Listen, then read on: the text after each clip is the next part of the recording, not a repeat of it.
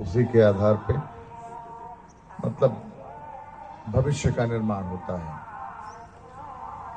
हमारा जब जन्म होता है तो आपने देखा होगा आपके कई परिवारों में बहुत सारे लोग क्या बनवाते हैं, जन्म कुंडली।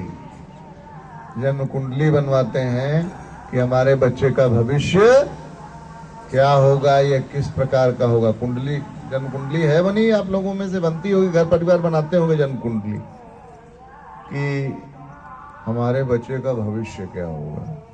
लीजिए, इसके बाद आपने देखा होगा हस्तरेखा विशेषज्ञ होते हैं, फिर लोग उनको भी जाके कहते हैं, पामिस्ट्री कहते हैं, पामिस्ट जो होते हैं उनको हाथ दिखाते हैं, गुरुजी मेरा भविष्य बता दीजिए।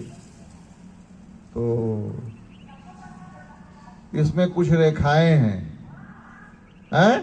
उस रेखाओं के माध्यम से आपका भविष्य कुछ बताते हैं कि पामिस्ट्री के लोग, हस्तरेखा विशेषज्ञ, तो आपके हाथ की रेखाओं को देख के बता देते हैं।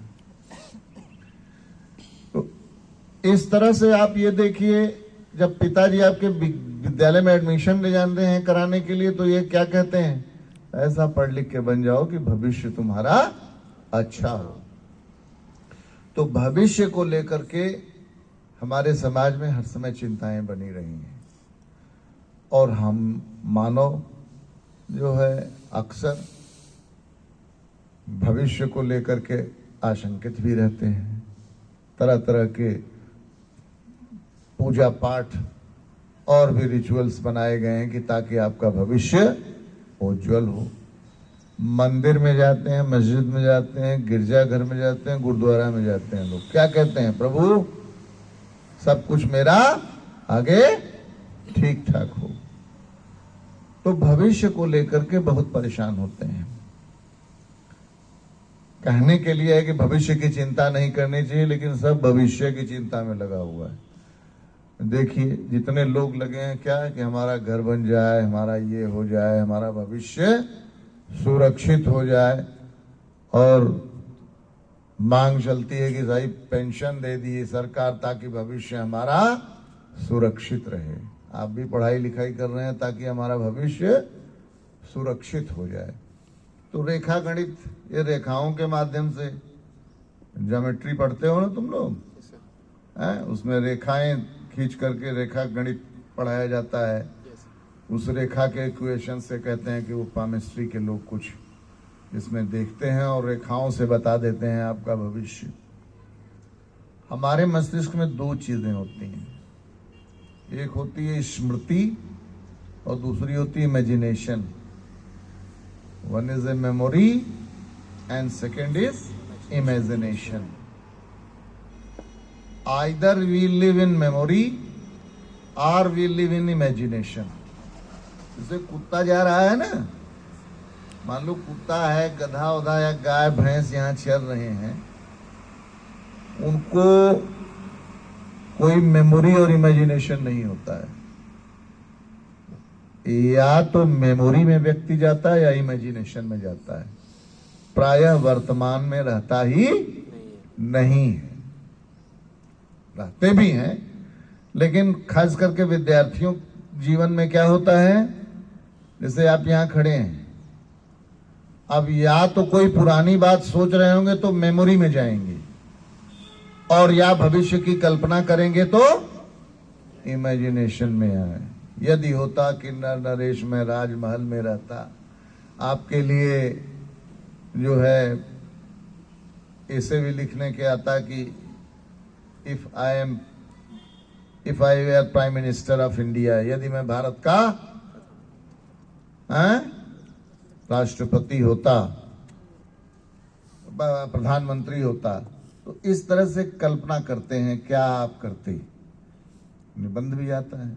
तो मेमोरी और इमेजिनेशन के बीच में होता है प्रेजेंट।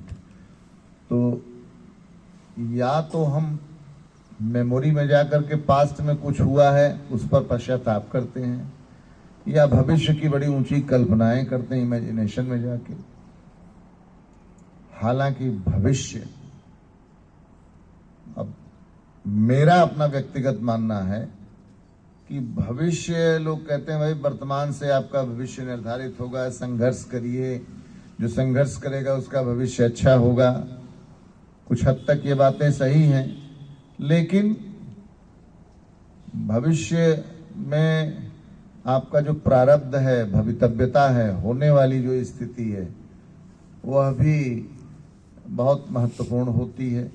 मैंने देखा भी ऐसे भी लोगों को जिनके बारे में भविष्य किया गया कि ऐसा होगा, पता लगा उनको कैंसर हो गया, उनकी डेथ हो गई। किसी ने नहीं कोई पहले से भविष्यवाणी की थी। तो भविष्य हमारे हाथ में नहीं है। We should not think about, we should not bother about our future. तो the present is in our hand. अभी देख रहे हैं कई विद्यार्थी, मान लो इधर देख रहे हैं, उधर देख रहे हैं। कक्षाओं में भी मैंने कल कहा था कि देखें प्रेजेंट में कितने लोग रहते हैं। एक डॉट ब्लैक बोर्ड पे बनाया, मैंने कहा उसी की तरफ देखिए, कितनी देर तक देखने की आपकी क्षमता है। पावर ऑफ कंसंट्रेशन उसी से डेवलप होगा। तो प्रेजेंट में रहने के लिए अभ्यास करना पड़ेगा आपको। सबसे पहले आंख बंद करके ध्यान की स्थिति में अपने श्वासों पर ध्यान दीजिए। कुछ भी विचार ना आए, आप देखिए जब श्वास पर जैसे ही ध्यान देने लगेंगे, आपके अंदर से कोई थॉट नहीं होगी। तो पहले प्रेजेंट में रहना सीखिए और प्रार्थना करिए ईश्वर से। इसके अलावा और कोई चारा नहीं है।